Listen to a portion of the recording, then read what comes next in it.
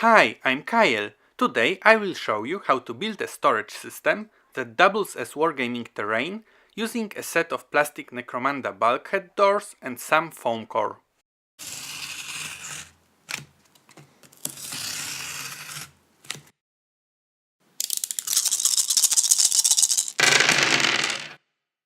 So, if you have been playing wargames for some time, you have lots of those lowly rank and file models.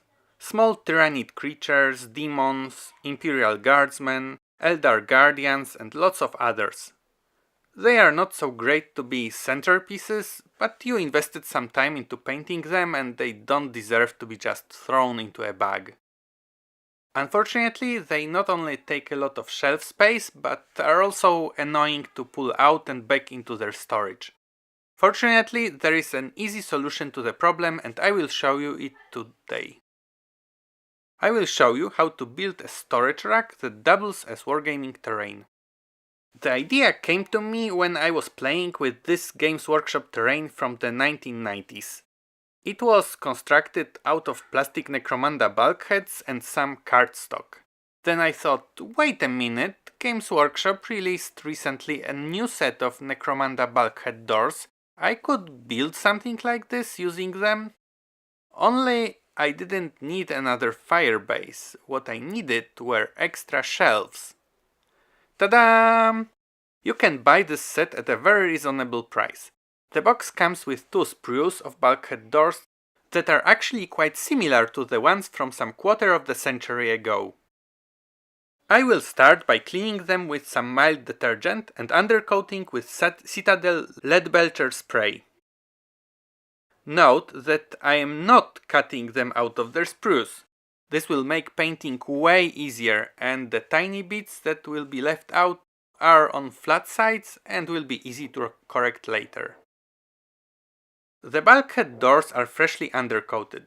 The characteristic smell is hanging around and I feel like on a weekend in Amsterdam. That's a lovely city by the way, but enough of that, we have a work to do. While the plastic is drying, let's cut those boards into appropriate pieces. As you can see, I chose a black one. It will save me a lot of time as I intend to leave it black as it is. The foam board is 5mm thick. The floors have to be 95mm wide to match nicely with the longer bulkheads. The lengths I am using are 24 and 20 centimeters. These numbers are not random and you will see how they fit into the picture when I am gluing the structure together. In the meantime, the bulkheads dried and are nicely metallic from both sides. Time to apply some wash. I will start by applying Nuln oil. I use an old brush to apply lots of the shade. Almost like if it was dipped in it. When it dries, I do patches of Agrax Earthshade to break this monochromatic look. Not much, just some patches like this. Of course, I have to do the bottom side as well. Welcome to the next day. It's best to give the wash to dry overnight as the next step will be dry brushing and you really don't want even small drops of wet paint lingering in some corners. I will start the dry brushing from Iron Breaker and then add some delicate bits of Stormhost Silver. Painting. Painting. More painting. I applied a healthy dose of the Iron Breaker paint, but I am very delicate now with the silver. Only delicately on the edges. Now that all the painting is done, we may finally remove the elements from the sprues. I highly recommend the Games Workshop cutter, as it is very thin and very precise. That saves a lot of time. Ta-da! It is all cut out. Now I clean the edges a bit. You don't have to scrape it very carefully, especially the tops and bottoms. Just remove the bits that overly stick out. The door opening gubbins requires a bit of extra work, but still not much. Now the gluing. I will glue the feet to the doors. They seem to be unnecessary if we are going to glue the bulkheads to the floor anyway, but they add an extra bit of strength to the structure which may come handy. I also think they look nice on those doors. While gluing the legs, bear in mind that they have an in and out side. The glue dissolves the paint, so the paint does not block a strong bond. You have also watch out not to ruin the paint job if you got glue all over your fingers. And the tiny door bits.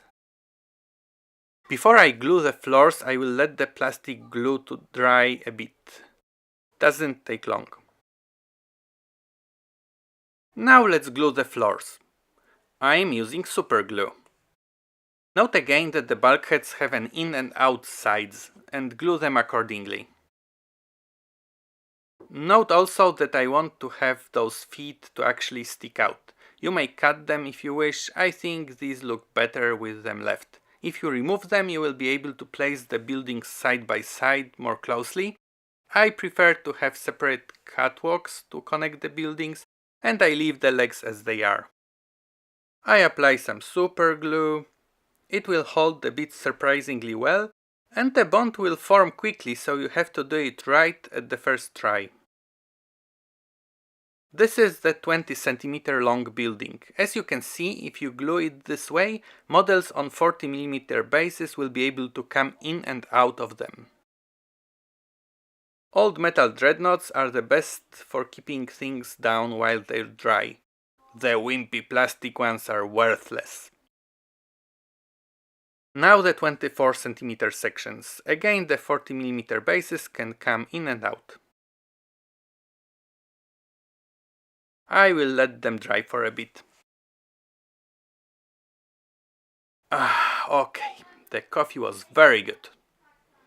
And the buildings/storage racks are already dry and ready to go. They came out pretty nice.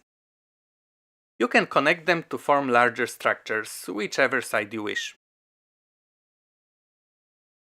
Now, there are several more things you could do with them. First of all, there are a lot of small bits you may paint further, like the skulls, panels, or the lights here, whatever. I generally don't do it, sometimes I do, but not typically. See, I want my terrain to be a background decoration, an extension of the board, and be one step behind my miniatures. If you build and paint your terrain too fancy, the models will be visually lost in it, so I try to keep my terrain a bit more symbolic than realistic compared to the miniatures. You could call it a graphical style and art direction, whatever. Another thing you could do would be to cut out the bits that stick out, as I mentioned before. I like them left as they are though. Other sub-project would be to add some crenellation to the buildings. You could cut them out from foam board in the shape similar to what I did here on the bunker. Another option is to add some extra decoration like small balls, like these ones I picked at a girly scrapbooking store. And finally, let's look how the buildings work. You can stick a lot of small models safely in them. Instead of one layer of models on a single shelf, you can have several. The boxes are easy to carry. The models don't slip down easily as the foam core board is a bit rough, especially compared to paper or plastic. Here is how the boxes look as terrain. Thank you for watching!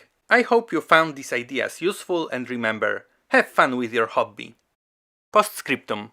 After some time of using the boxes on my shelves and to move the miniatures around, I liked them so much that I ordered more of these Necromunda bulkhead doors, and I will be making many more of those. Cheers!